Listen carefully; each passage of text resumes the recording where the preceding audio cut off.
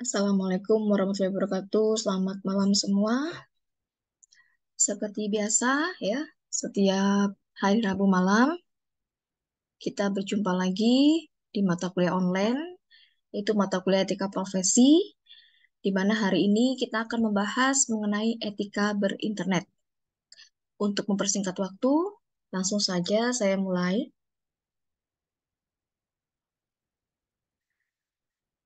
Pertama adalah mengenai perkembangan internet.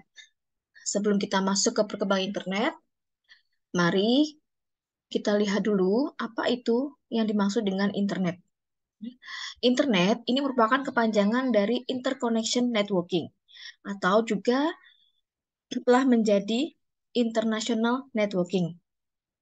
Internet sendiri adalah jaringan yang menghubungkan komputer di seluruh dunia, di mana tanpa dibatasi oleh jumlah unit menjadi satu jaringan yang bisa saling mengakses. Dan dengan internet, satu komputer itu dapat berkomunikasi secara langsung dengan komputer lain di berbagai belahan dunia. Nah, untuk perkembangan internet sendiri, internet pertama kali dikembangkan oleh salah satu lembaga riset di Amerika Serikat, yaitu DARPA, disingkatan dari Defense Advanced Research Project Agency, yaitu pada tahun 1973, di mana jaringan internet yang dihasilkan oleh proyek DARPA diberi nama ARPANET. ARPANET sendiri ini menggunakan protokol NCP atau Networking Communication Protocol.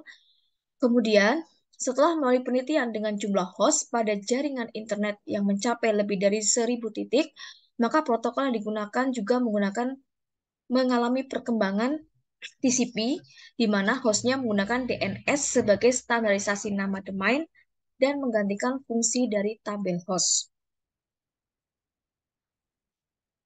Kemudian pada awal tahun 90-an, layanan aplikasi sederhana di internet seperti penelusuran pada World Wide Web atau WWW, kemudian chatting, email, sampai pada perkembangan teknologi internet yang memungkinkan Anda untuk menelpon teman atau juga saudara di luar negeri, yaitu dengan layanan VoIP atau Voice over Internet Protocol. Ada beberapa alasan mengapa era internet memberikan dampak yang cukup signifikan bagi berbagai aspek kehidupan. Di antaranya adalah, yang pertama, informasi di internet ini bisa diakses hingga 24 jam dalam sehari. Kemudian biayanya murah dan kemudahan di dalam membangun relasi dengan para pelanggan. Sedangkan untuk karakteristik dari dunia maya sendiri, internet ini identik dengan cyberspace atau dunia maya, di mana cyberspace sendiri ini adalah suatu ekosistem bioelektronik di semua tempat yang memiliki telepon, kabel koaksial, fiber optik, atau juga electromagnetic waves. Nah, dari definisi di atas, ya, maka bisa ditarik kesimpulan mengenai karakteristik dunia maya. Yang pertama adalah beroperasi secara maya. Yang kedua, dunia cyber itu selalu berubah dengan cepat. Kemudian yang ketiga, orang-orang yang dilakukan dalam cyberspace tanpa melaksanakan aktivitasnya dan juga tanpa harus menunjukkan identitasnya. Kemudian, informasi di dalamnya ini bersifat publik. Sedangkan pentingnya etika di dunia maya adalah hadirnya internet dalam kehidupan manusia, ini sudah membentuk komunitas masyarakat sendiri. Seperti surat menyurat yang dahulunya dilakukan secara tradisional melalui kantor pos, sekarang hanya duduk dan mengetik di depan komputer, ya, kemudian menekan tombol send, maka sampailah ke lokasi tujuan dalam hitungan detik. Selain itu, perkembangan internet yang begitu pesat membuat diharuskannya adalah aturan-aturan atau etika di dalam beraktivitas dalam dunia maya tersebut. Ada beberapa alasan mengenai pentingnya etika dalam dunia maya atau etika berinternet, yaitu antara lain, yang pertama adalah bahwa pengguna internet ini berasal dari berbagai negara yang mungkin saja memiliki budaya, bahasa, dan adat istiadat yang berbeda-beda. Kemudian yang kedua, pengguna internet itu tidak mengharuskan saling mengenal dalam arti yang sesungguhnya, atau bahkan satu penghuni dunia maya mungkin tidak akan pernah bertatap muka dengan penghuni yang lain. Kemudian yang ketiga adalah berbagai macam fasilitas yang diberikan di internet memungkinkan seseorang untuk bertindak tidak etis. Nah, contoh etika berinternet yaitu ada yang namanya netiquette ya atau etika dalam berkomunikasi menggunakan internet. Standarisasi netiquette sendiri ini ditetapkan oleh The Internet Engineering Task Force ya, di mana IETF ini adalah suatu komunitas masyarakat internasional yang terdiri dari para perancang jaringan, kemudian operator, penjual, dan peneliti yang terkait dengan evolusi arsitektur dan pengoperasian internet. Nah, untuk lebih jelasnya, silahkan bisa dikunjungi pada situs resmi organisasi tersebut, yaitu di www.ietf.org.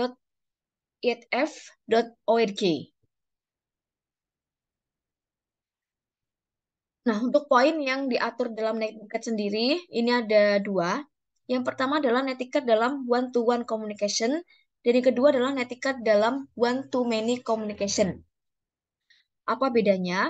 Untuk netiquette dalam one-to-one communication, yang dimaksudkan adalah kondisi di mana komunikasi terjadi antar individu, yaitu face-to-face, dalam sebuah dialog.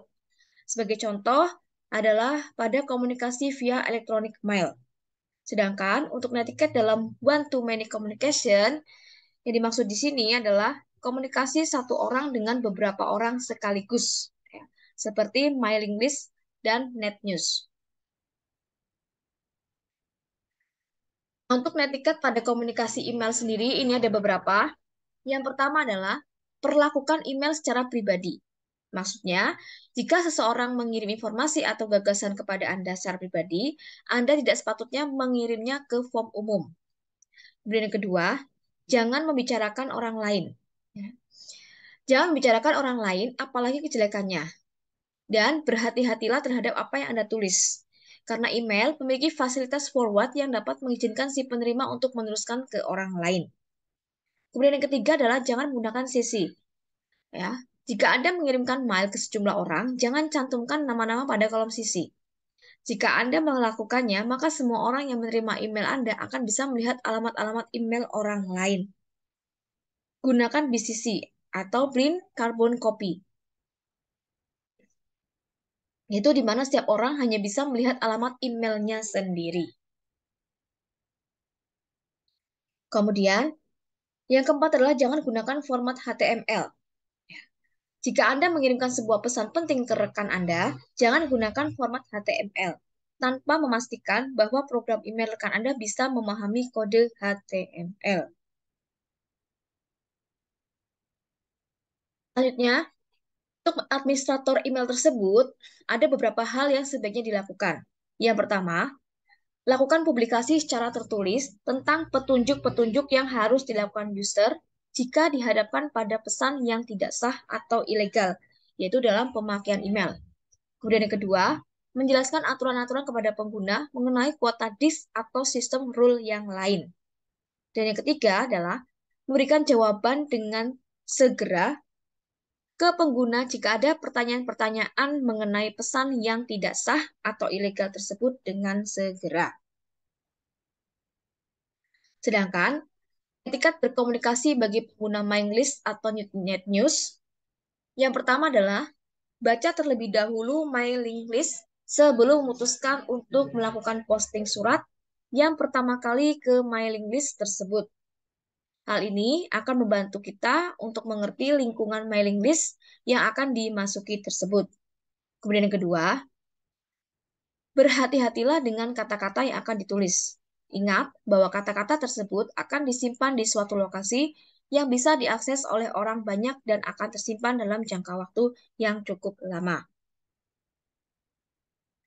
Kemudian, yang ketiga, artikel atau tulisan yang akan diposting haruslah ringkas dan to the point. Kemudian, tidak boleh mengirimkan artikel yang berbau spoofing atau pemalsuan dan lelucon kecuali mailing list bernuansa humor. Kemudian yang kelima adalah jangan mengirim file yang berukuran besar karena dapat mengganggu sistem. akan lebih baik menggunakan hyperlink yang menunjukkan pada resource lain yang dituju. Sedangkan netiquette bagi administrator mailing list ini ada 3. Yang pertama adalah memperjelas aturan-aturan tentang pemakaian mailing list atau net news sejelas-jelasnya, yaitu tentang bagaimana berlangganan net news, bagaimana mendaftar mailing list, dan bagaimana melakukan posting, serta lain-lain.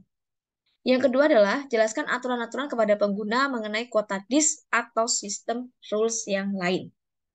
Dan yang ketiga, pastikan untuk memonitor kondisi sistem setiap waktu termasuk bagaimana kondisi jaringan tersebut dan lain sebagainya. Dan yang terakhir adalah pelanggaran etika berinternet. Nah, untuk pelanggaran sendiri ada beberapa macam ya. Yang pertama adalah seperti halnya etika dalam kehidupan masyarakat, sanksi yang diperoleh terhadap suatu pelanggaran adalah sanksi sosial. Kemudian yang kedua, sanksi sosial ini bisa berupa teguran atau bahkan dikucilkan dari kehidupan bermasyarakat. Kemudian yang ketiga, lain halnya jika pelanggaran etika tersebut berkembang menjadi pelanggaran hukum, maka perangkat hukumlah yang akan berbicara tentang sanksi yang akan diberikan. Dan terakhir adalah pelanggaran etika berinternet, ini sanksi yang akan diterima, itu biasanya seperti dikucilkan dari kehidupan komunitas berinternet, bisa saja dikeluarkan dari keanggotaan, mailing list, dan lain sebagainya. Oke, itu adalah materi untuk pertemuan ke-6, ya. Dan untuk lebih jelasnya nanti bisa dibaca pada modul yang ada pada MyBest, ya. Oke, saya kira itu saja yang bisa saya sampaikan untuk pertemuan hari ini. Terima kasih untuk perhatiannya, dan saya akhiri. Wassalamualaikum warahmatullahi wabarakatuh.